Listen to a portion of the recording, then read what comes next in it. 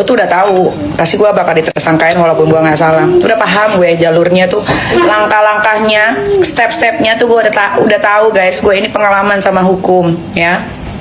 Jadi gue udah tahu pasti gue bakal ditersangkain. Nanti dari tersangka nih, nanti gue dipaksa nih buat ditahan-tahan nih. Udah tahu guys. Jadi gue santai.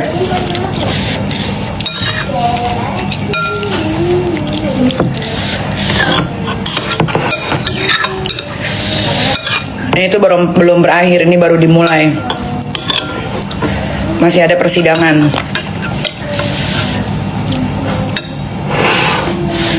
Bukti-bukti dari mereka juga nggak kuat. Tapi nggak tahu deh, kok bisa naik gue tersangka. Jadi gue itu baru dipanggil sekali ke Polda, baru sekali. Kurang dari 2 minggu gue dinaikin jadi tersangka. Keren kan Nikita Mirzani? Cuma Nikita Mirzani yang bisa digitukan, yang lain nggak bisa guys. Kalian mau lapor, biar kalian bener pun pasti prosesnya berbulan-bulan, bertahun-tahun. Nikita Mirzani datang tanggal 6 Februari, belum 2 minggu, baru 10 hari udah dinaikin jadi tersangka. Keren kan gue? Kalian harus mengakui bahwa gue keren. Karena kalau kalian ngelapor, belum tentu guys diproses cepat, belum tentu.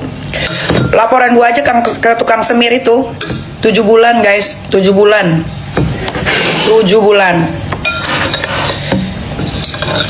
Dan ini baru dipanggil sekali ya. Baru dipanggil sekali. Dea sini sayang. Dea, ayo nak.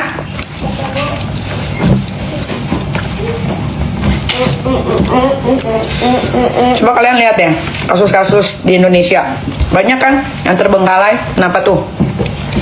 Sampai bertahun-tahun. Gak usah kita ngomongin yang lain-lain, kasus pencabulan anak. Misal, bukti udah cukup, saksi udah cukup. Tapi mana ada yang... Ya nanti buat Ami telurnya sayang. Ada yang prosesnya sampai setahun, sampai 2 tahun. Bahkan ada yang gak jalan.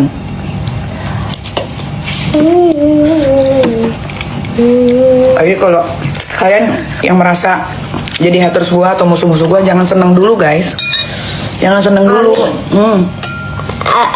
Abang lagi di dokter gigi. Iya, mau pasang behel deh ya. Jangan seneng dulu.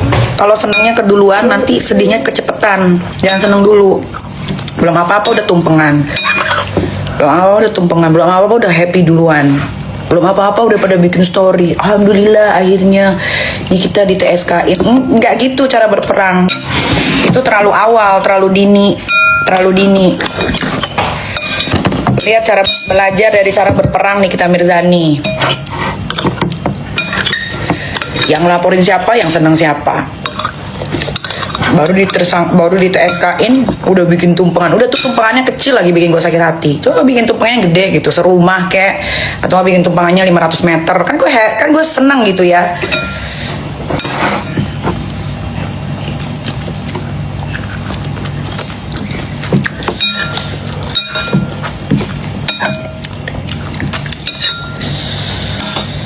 Terus lagi lucunya, tuh gerombolan sirkus dipanggil ke Komisi 9.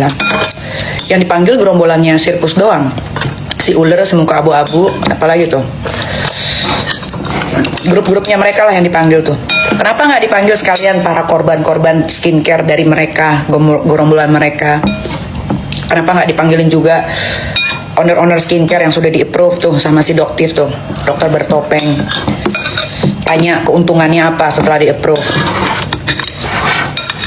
Panggil juga tuh owner-owner skincare yang ternyata juga ingredientsnya tidak sesuai sama yang dijual. Mereka tidak marah, mereka memperbaiki. Kenapa nggak dipanggil Komisi 9 tuh rame-rame? Kenapa cuma gerombolan mereka doang yang dipanggil? Kan aneh. Tapi bagusnya, alhamdulillahnya, ada ibu siapa gitu ya yang nyemprot si gerombolan sirkus itu yang pada blow on itu, disemprot mereka. Mereka pikir semua orang bisa mereka gini-giniin kali. Bu Irma, keren.